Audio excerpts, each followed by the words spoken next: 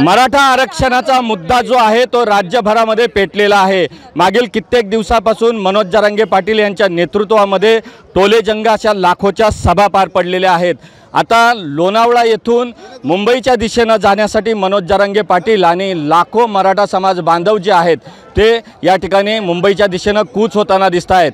हजारो गाड्या, मोटारसायकल असतील, रिक्षा असतील किंवा ट्रक असतील, ट्रॅक्टर असतील अशी वाहनं आता मुंबईमध्ये जात आहेत।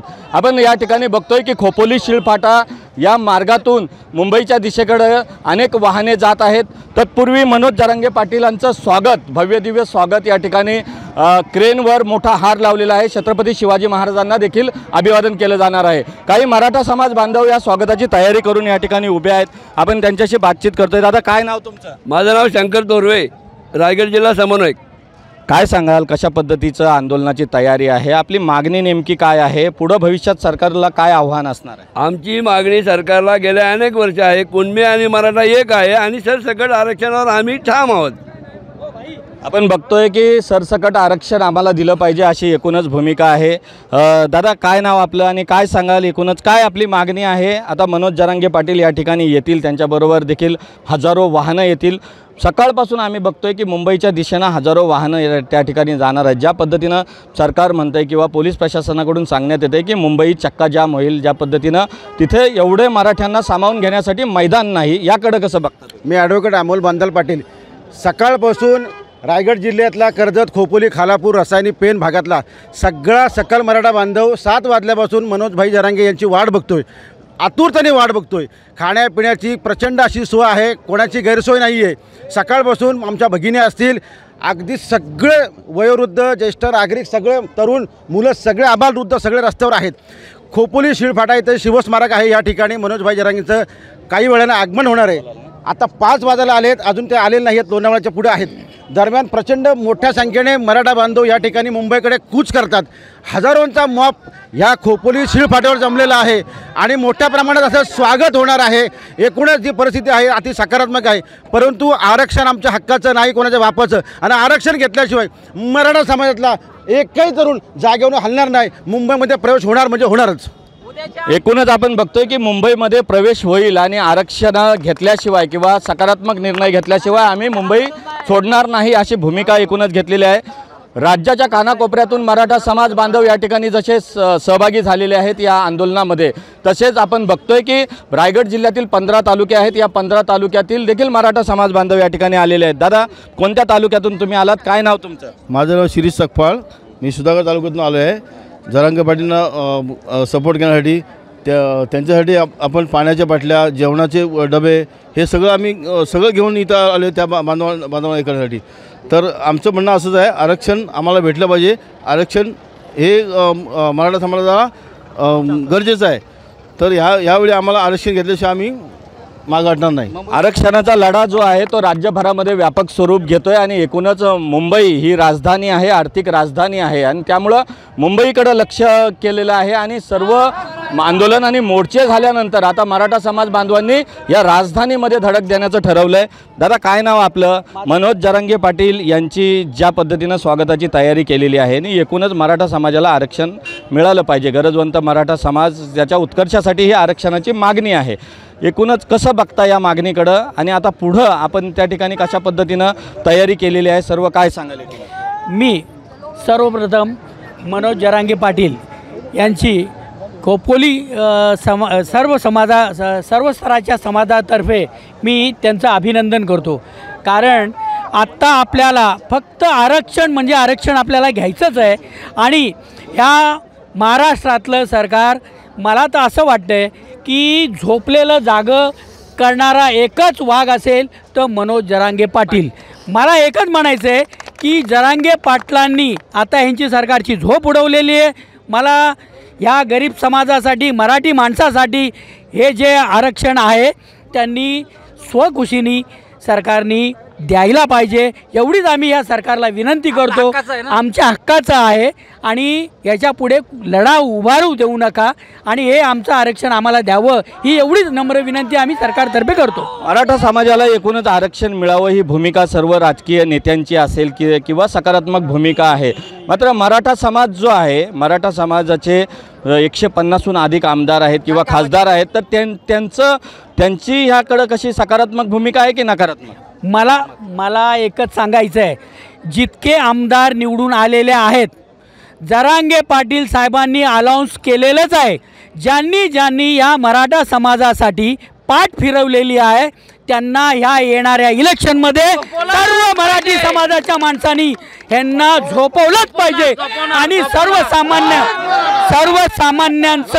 सर्वसामान्यांसाठी झडणाऱ्या या मराठी पाटलाला, जरांगे पाटलांच्या पाठीमागे उभं राहून त्यांचं ऐकलं पाहिजे आणि आपल्याला आरक्षण मिळालं पाहिजे, एवढंच या खोपोलीतर्फे मी सांगू इच्छितो. दादा काय सांगाल, काय आपली भूमिका? एकूणच सर्व जय्यत तयारी केलेली आहे, काय भूमिका? अहो आम्हाला आमचं हक्काचं पाहिजे, आम्ही कोणाच्या ताटातलं नाही घेत, आमचं हक्काचं पाहिजे.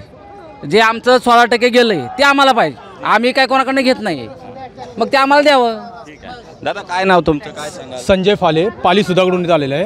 प्रथमतः महाराष्ट्रातून आलेल्या सर्व जरांगे पाटील आणि मराठा समाजाचं या भव्य नगरीत खोपोलीमध्ये त्यांचं स्वागत करण्यासाठी आम्ही रायगडवासी या ठिकाणी उभे राहिलेलो आहोत. आम्ही आमचं हक्काचं आरक्षण मागतो, 16%तून मागतोय.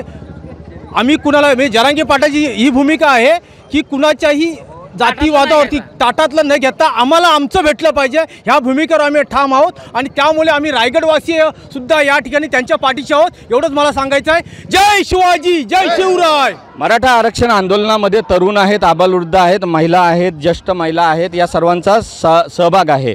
तरुणांचा देखील उत्स्फूर्त आणि लक्षणीय सहभाग आहे. दादा काय नाव तुझं, काय सांगशील? ही जी मराठा आरक्षणाची लढाई आहे, तू तरुण आहेस, सुशिक्षित आहेस, तर तुला ह्या आरक्षणाचा कशा पद्धतीनं लाभ होईल असं वाटतंय आणि ह्या आंदोलनामध्ये तुम्ही सहभाग घेताय, तर त्याबद्दल काय सांगशील? नक्कीच. माझं नाव प्रतीक सुखदरे, खालापूर तालुक्यातून आलेलो. तर मागच्या 20 तारखेला आपल्याला समजलं की मनोज जरांगेंनी अंतरवाली सराटीकडून कूच केलेली होती मुंबईकडे. तर पुन्हा एकदा हे रायगड भूमीमध्ये येत आहेत. ही भूमी साधीसुधी भूमी नाही आहे, जिजाऊंच्या संस्काराने, शिवरायांच्या विचाराने आणि संभाजी महाराजांच्या पराक्रमाने पावन झालेली रायगड भूमी, स्वराज्याची राजधानी. आणि अशा या स्वराज्याच्या राजधानीमध्ये श्री जरांगे साहेबांचं पुन्हा एकदा येणं हे आमच्यासाठी भाग्याचं आहे. खरं तर आपण पाहिलं असेल की मागच्या अनेक महिन्यापासून कुणबी नोंदी सापडत आहेत, 52 लाखपेक्षा कुणबी नोंदी सापडल्या आहेत. असे असताना देखील सरकारला मग कुठे कमी पडते, म्हणजे सगळ्या आम्ही नोंदी सगळे आम्ही पुरावे प्राप्त करून देखील सरकारला आरक्षण देण्यामध्ये काय अडचण येते ते आम्हाला. एकूणच सरकारला काय अडचण येते, पुरावे आहेत असं तरुणांचं म्हणणं आहे. ताई, तुम्ही महिला वर्गाचा सहभाग देखील सकाळपासून आहे. तुम्ही मराठा बांधव राज्यातून आलेला उपाशी राहू नये यासाठी तुम्ही स्वतः सकाळी पहाटे उठून किंवा रात्रीपासून तयारी केलेली आहे, जेवणाची देखील तयारी केलेली आहे. काय सांगाल, मराठा आरक्षणाचा हा लढा आहे, हा कशा पद्धतीनं मार्गी लागला पाहिजे, सरकारने नेमकी काय भूमिका घेतली पाहिजे? नमस्कार, माझं नाव धनश्री रवींद्र दिवाणे. आज या ठिकाणी आम्ही मनोज जरांगे पाटील साहेब यांच्या आदेशानुसार, त्यांच्या शब्दाखातर आम्ही सर्वजण मराठा समाज एकवटलेला आहे. इव्हन याच्यामध्ये मराठा समाजाने इतर समाजांनी देखील मराठा समाजाला पाठिंबा दिलेला आहे. का दिलेला आहे? कारण की मराठा समाज हा खरा आहे, तो कोणाच्याही ताटातलं मराठा आरक्षण हिसकावून न घेता स्वतःचं आहे तेच आम्ही मागतोय. आणि इथून पुढे मनोज जरांगे पाटील साहेब जो काही आदेश देतील आम्ही त्यांच्या आदेशाचे पालन करू. तसेच आम्ही आदल्या दिवशीपासून सगळी तयारी करत आहोत, सर्व महिला भगिनी, मग त्याच्यामध्ये वयोवृद्ध असो, मध्यमवर्गीय असो किंवा लहान मुलं असो. लहान मुलांपासून आम्ही सकाळी 7 वाजल्यापासून मनोज जरांगे पाटील साहेबांची आतुरतेने वाट पाहत आहोत. रायगड जिल्ह्यातर्फे त्यांचं पूर्णतः सकल मराठा समाज त्यांचं या खोपोली नगरीमध्ये स्वागत करण्यासाठी सर्वजण आम्ही एकवटलेले आहोत.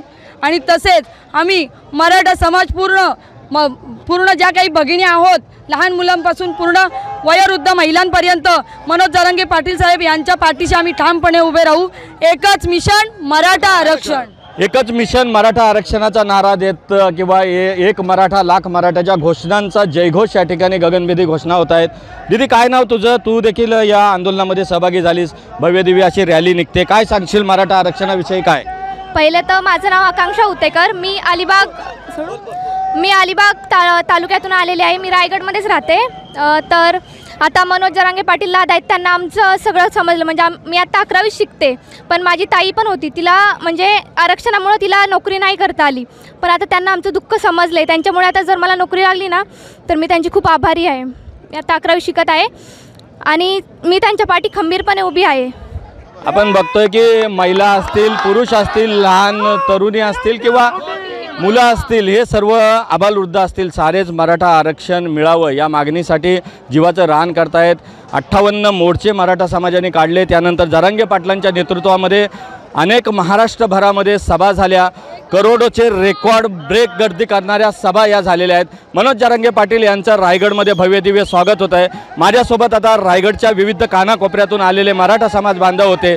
कशा पद्धतीनं आरक्षणाचा लढा आहे आणि पुढं आपली भूमिका काय असेल या संदर्भात त्यांनी मॅक्स महाराष्ट्रावर आपली भूमिका मांडलेली आहे. आपण बघतोय की वाजत गाजत जे आहेत ते मराठा समाज बांधव या ठिकाणी छत्रपती शिवाजी महाराजांच्या पुतळ्याच्या इथून या ठिकाणी ते जात आहेत. आणि आपण बघतोय की मोठ्या प्रमाणावर हजारोच्या संख्येनं जी वाहनं आहेत ती वाहनांना झेंडे लावून या ठिकाणी जाताना दिसत आहेत. मनोज जरांगे पाटील काही क्षणातच या ठिकाणी येतील आणि आपली भूमिका या ठिकाणी स्पष्ट करतील. मॅक्स महाराष्ट्रासाठी धम्मशील सावंत, रायगड, कोकण.